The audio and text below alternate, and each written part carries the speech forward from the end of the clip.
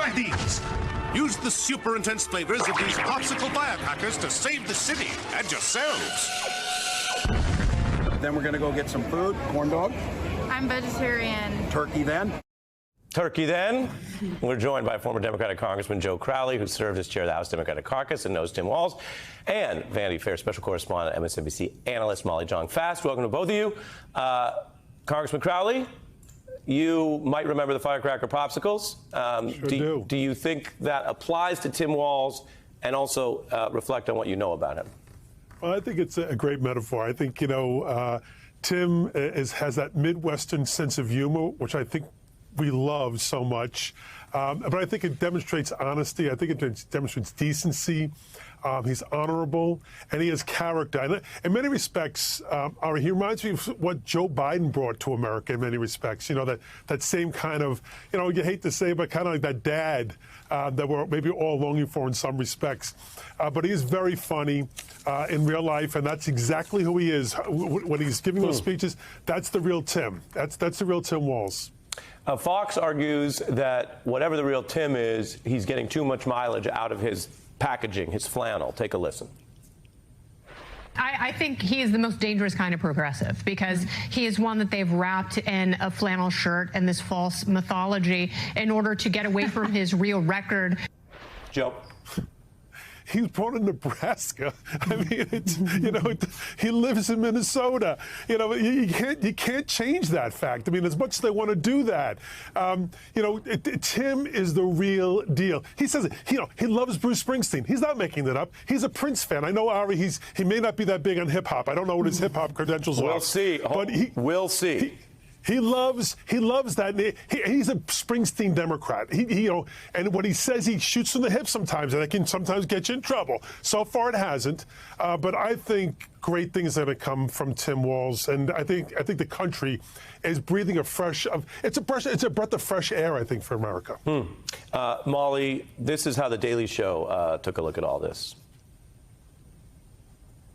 So for $7.99 at Napa Auto Parts here in the city, you can replace this. Just clip off the back, use some shrink wrap connectors on there, tape it back together, and put it back in. If this dude becomes vice president, they're going to find him out on the White House lawn changing the oil on a Predator drone. Don't call the Pentagon. They'll charge you an arm and a leg. I don't know that you can fake that, right? I mean, that's authenticity.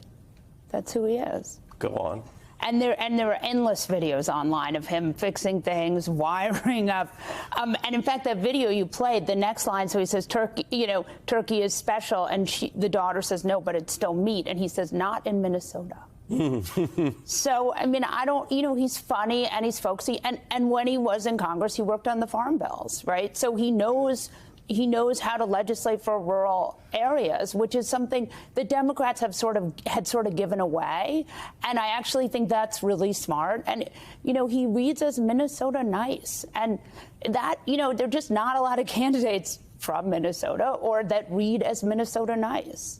Yeah, and it's funny because, like many things in life, when it happens and it works, it's like, duh, right. Why didn't this happen earlier? Or this seems straightforward? Or look at this coalition.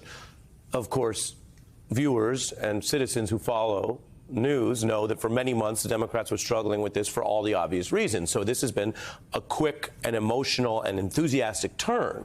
But what do you think of this clear initial success? As I've said, a long way to November, looks like a tight race no matter what. But this initial success, stitching back together a coalition that is inclusive but has the space for that, the hunting, the camo, all that stuff I mentioned, without completely compromising your values, which I think is something that Democrats and liberals in general, who, again, I don't want to caricature, but liberals often talk about whether it's a purity test and who's outflanking who, and maybe by necessity, energy, or both right now, that's not happening. Instead, he's being embraced probably differently than had there been an open primary that he competed in.